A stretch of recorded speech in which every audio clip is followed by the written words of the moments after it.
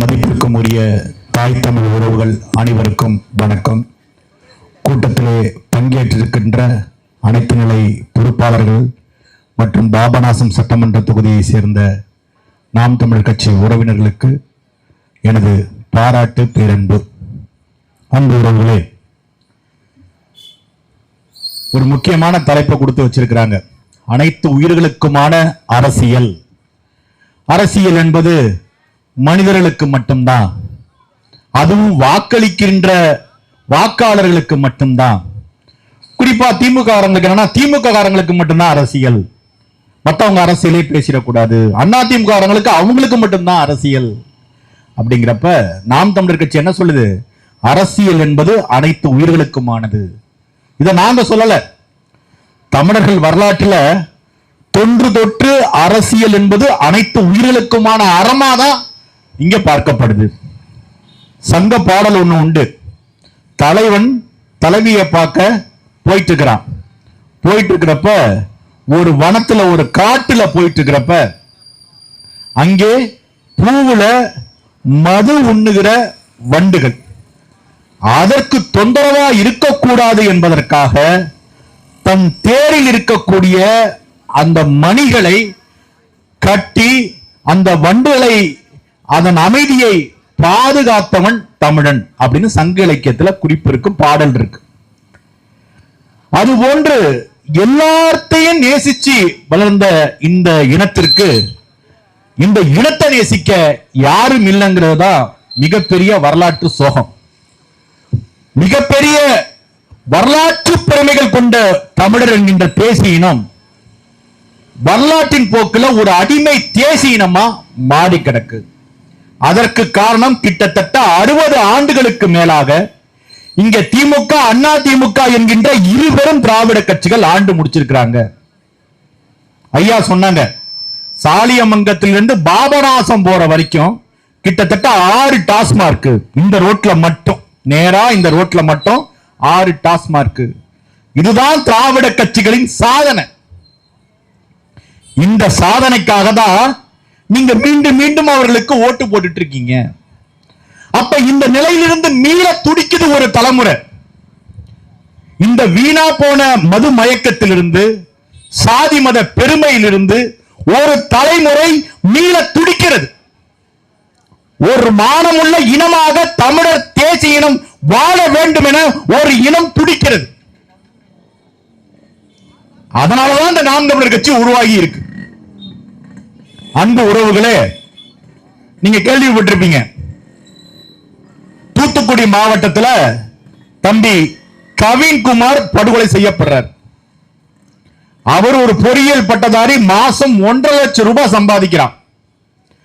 அவன் செஞ்ச ஒரே ஒரு தப்பு, கூடவே வளர்ந்து கூடவே படிச்ச ஒரு பிள்ளையை நேசிச்சது.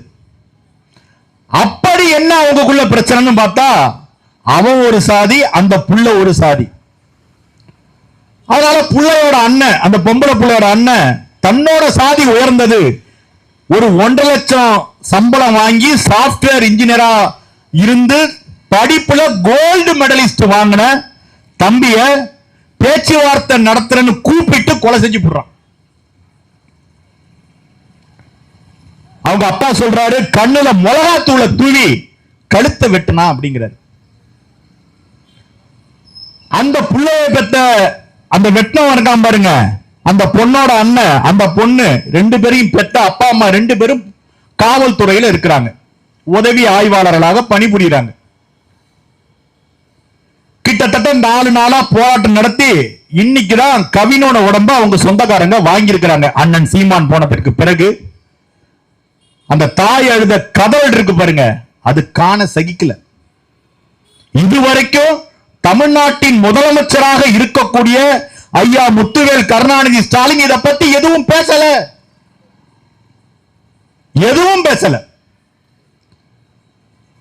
அதே போல தமிழ்நாட்டில் இருக்கிற எந்த பெரிய கட்சிகளும் இதை பத்தி அலட்டிக்கல. ஒரு கண்டனத்தோட கடந்துட்டாங்க. ஆனால் களத்திலே சென்று அந்த மக்களோடு மக்களாக நின்று போராடி கொண்டிருப்பது நாம் தமிழர் கட்சி மட்டும்தான். இதற்கு காரணம் என்ன? 60 ஆண்டுகளாக நாங்கள் தான் சமூக நீதியை காப்பாற்றினோம். சாதிகளுக்கு எதிரான அரசியலை தமிழ் மண்ணில் பேச வச்சோம். தீண்டாமையை ஒழித்தோம். தமிழர்களுக்கு வேட்டி கட்ட கற்றுக் கொடுத்தோம். தமிழர்களுக்கு கல்வி என்பது நாங்கள் போட்ட பிச்சை என்றெல்லாம் பேசுகிற திராவிட கட்சிகள் தான் காரணம். குறிப்பா திமுக. அண்ணா திமுக ஒரு கட்சியிலே சேர்த்திருக்க வேண்டிய அவசியம் இல்லை. அது ஒரு அடிமை கூட்டம். இப்ப மிகச்சிறந்த வாய்ப்பு. ஒரு தத்தி தமிழ்நாட்டின் முதலமைச்சரா இருக்கிறாரு. ஒரு எதிர்கட்சி தலைவர் வலிமையா இருந்தா இந்த ஆட்சியின் உச்சி குடுமையை பிடிச்சி கேள்வி கேட்டு அரசியல் பண்ணிருக்க முடியும். ஆனா எடப்பாடிக்கு என்ன பிரச்சனை? இன்னைக்கு கூட ஒரு கோர்ட்டு தீர்ப்பு வந்திருக்கு. அவரு அதிமுகவோட பொதுச் செயலாளர் இல்ல. ஏன்னா கட்சி உறுப்பினர்கள் சேர்ந்து அவரை தேர்ந்தெடுக்கல. எனவே அவரது வழக்கிற்கு இடைக்கால தடையை நாங்க விதிக்க முடியாதுன்னு சென்னை உயர்நீதிமன்றம் எடப்பாடி தலையிலே குட்டு வச்சிருக்கு. அப்படி ஒரு கட்சி. இந்த பக்கம் பார்த்தா திமுக பரம்பரையாக இந்த மண்ணையும் மக்களையும் ஏமாற்றி பிழைப்பதற்காகவே ஒரு திராவிட தத்துவத்தை உருவாக்கி கொண்டு ஒரு அரசியல் கட்சியை நடத்தி கொண்டு இருக்கின்ற கொள்ளைக்கார கூட்டம். இப்போ தமிழ்நாட்டு மக்களுக்கு ஒரு விடுதலை போராட்டம் தேவையாக இருக்கிறது உறவுகளே. இந்த திமுக அண்ணா திமுக என்கின்ற இருபெரும் திராவிட கட்சிகளுக்கு எதிராக தமிழர்கள் தங்களை தாங்களை விடுவித்துக் கொள்ள ஒரு விடுதலை போராட்டத்தை செய்யணும். பரம்பரையா திமுக, பரம்பரையா அண்ணா திமுக என்று பேசி ஒட்டுமொத்த தமிழ் இனத்தையும் தமிழ் நிலத்தையும் பறி கொடுத்ததை தவிர நாம் என்ன செஞ்சோம்? வரப்ப நானும் தம்பி லிங்கதுரையும் பேசிட்டு வந்தோம். அப்பெல்லாம் அந்த காலத்துல ஊருக்கும் ஒரு குடியாரா இருப்பான். அவன் ஊரு அடங்கின பிறகு தெரியாம போய் குடிச்சிட்டு வருவான்.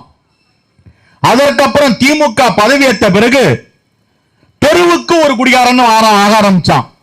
இப்ப திமுக பதவியில தொடர்ந்துகிட்டு இருக்க இந்த காலகட்டத்தில் வீட்டில இருக்கிற பெரும்பாலான ஆண்கள் மது பழக்கம் கொண்டவர்களாக மாறி இருக்கிறார்கள்.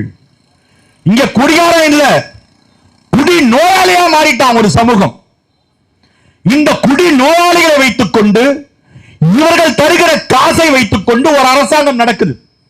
அந்த காசை தான் பெண்களுக்கு உதவித்தொகை, உரிமை தொகை, பெண்களுக்கு இலவச பயணம், பஸ்ல பயணம்னு சொல்லி இங்க கொடலை உருவி இங்க காசு பிச்சை போட்டுக்கிட்டு இருக்கு திமுக. இதை திமுக என்ன சொல்லுது? எங்கள் கட்சியின் சாதனை என்று பீட்டுகிறது. இதிலிருந்து வெளில வரணும். ஒரு படித்த தலைமுறை பேரை வச்சிருக்கான் பாருங்க. எந்த கட்சியாவது இந்த தலைப்புல கூட்டம் நடத்துவானா? அனைத்து உயிர்களுக்குமான அரசியல். என்ன தலைவன் அப்படி? அவர் மரங்களுக்கான மாநாடு நடத்துறாரு, தண்ணீர் மாநாடு நடத்துறாரு. நேற்று முன்தினம் கூட கல் உரிமை மாநாடு நடத்தினார். இங்க பாபநாசம் காவல்துறை ஆய்வாளர் ஒருத்தர், காவல்துறை நண்பர் ஒருத்தர் கேள்வி கேட்டிருக்கிறார். கல்லை ஏன் பால் போல விற்க முடியல?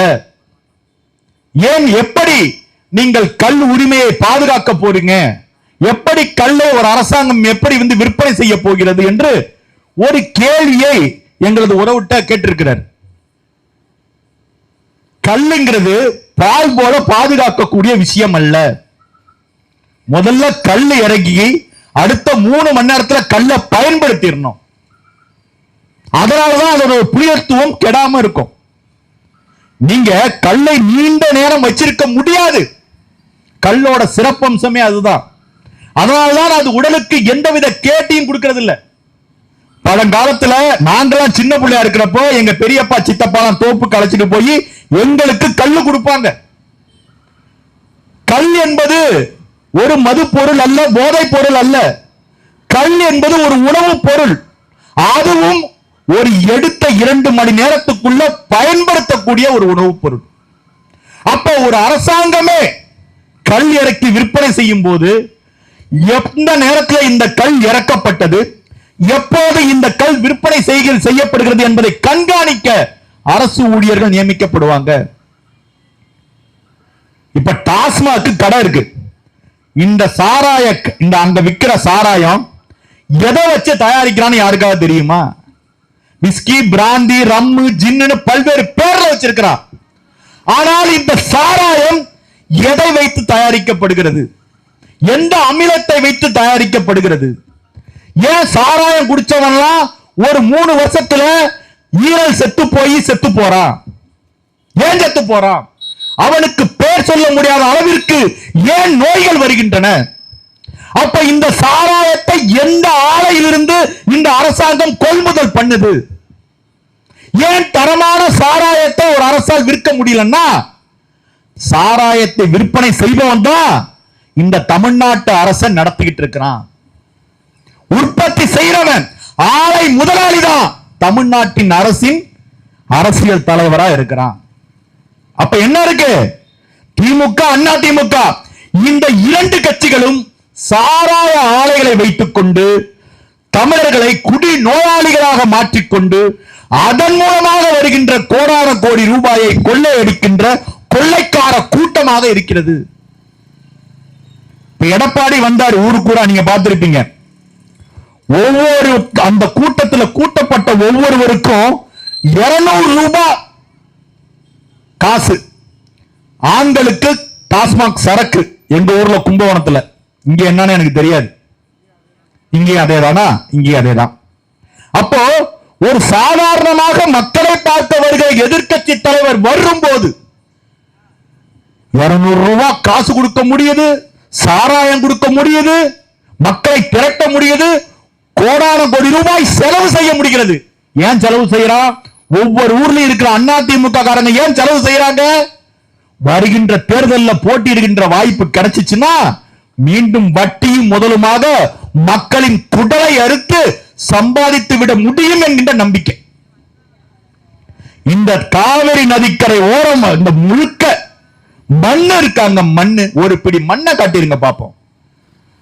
அங்க கல்லணையில தண்ணி திறந்து விட்டோட நேரா போய் கலந்துருதே பாருங்க. கொள்ளிடத்துல பாருங்க, எங்கேயாவது மண் இருக்கா? மண்ணாளி தின்னுட்டாங்க 2 கட்சிக்காரனும். மண்ணாளி தின்னுட்டான். திமுக ஒன்றிய செயலாளருக்கும் அண்ணா திமுக ஒன்றிய செயலாளருக்கும் என்ன தொழில் தெரியுமா உறவுகளே? எப்படி அவனால் வளமாக வாழ முடிகிறது என்று என்றாவது யோசித்திருக்கிறார் உறவுகளே? மண்ணை தின்றார். மண்ண லாரியில மண்ணை அள்ளிட்டு போய் வித்து தின்றான். பக்கத்து மாநிலம் கேரளாவில் மண்ணல்ல தடை, கர்நாடகாவில் மண்ணல்ல தடை.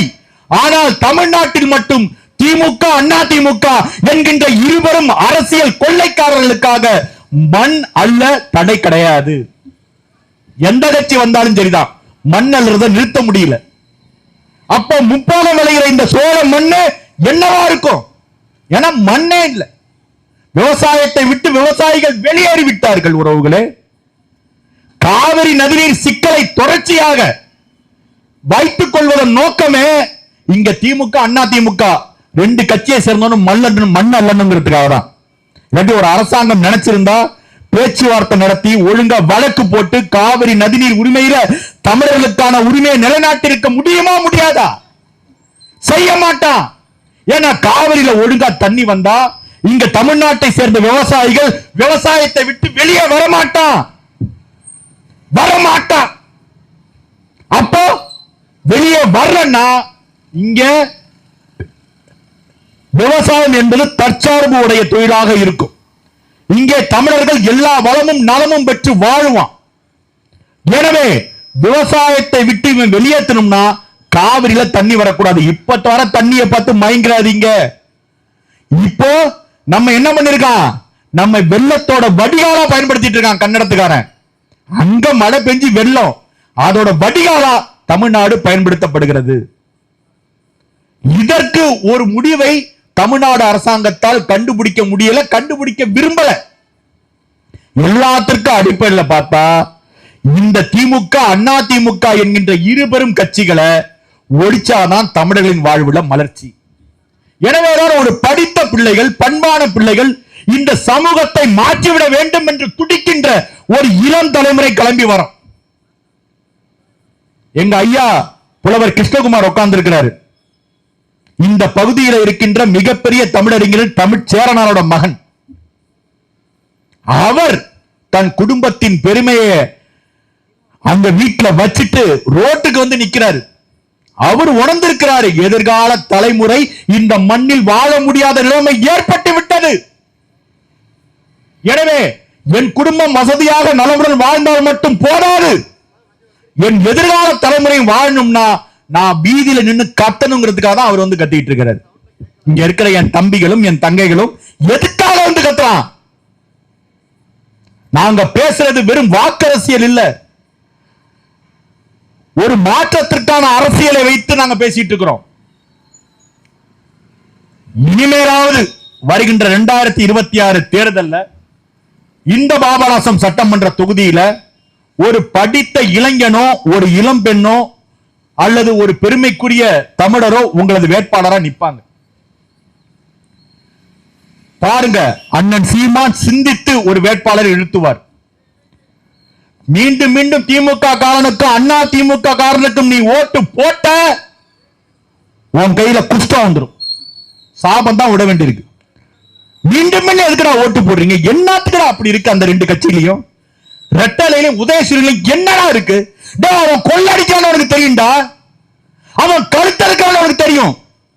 யாராவது ஒரு பெட்டு இந்த பலிக்கு எடுத்துட்டு போன பலியாடு மாதிரி அவன் தலையை நீட்டி நிக்கிறியே, ஒரு கேடுகட்ட நிலைமை வேற எங்கேயாவது உண்டா? வேற எந்த நாட்டிலாவது வேற எந்த சமூகத்திலாவது உண்டா? இங்க மீண்டும் மீண்டும் திமுக காரனுக்கும் அண்ணா திமுக காரனுக்கும் ஓட்டு போட்டு உன் சொந்த வாயில வாய்க்கரிசி போட்டுக் கொள்கின்ற இனமே, இந்த தேர்தலையாவது ஒரு படித்த பிள்ளை அவனுக்கு ஒரு ஓட்ட போடு. இப்ப புதுசா கிளம்பி வராங்க திரைக்கவர்ச்சியை வைத்துக் கொண்டு. சின்ன பையன்கள் ஆசைப்படுறாங்க, ஏன் அவருக்கு ஓட்டு போடணும்? அவர் நல்ல டான்ஸ் ஆடுவாருங்க, அவர் நல்ல காதல் பண்ணுவாருங்க, அவர் நல்ல சண்டை போடுவாருங்க, அவர் கால் வளைஞ்சி வளைஞ்சி பாட்டுக்கு நல்ல குத்து டான்ஸ் ஆடுறாருங்க. யோ, இதெல்லாம் அரசியலுக்கு தகுதி? போராடணும்டா, மக்களுக்காக போராடணும். எங்க அண்ணன் சீமான் இருக்கிறாரு, அவர் வாழ்க்கையில பெரும்பாலான காலங்கள்ல மக்களுக்காக போராடி சிறைக்கு போனவன்.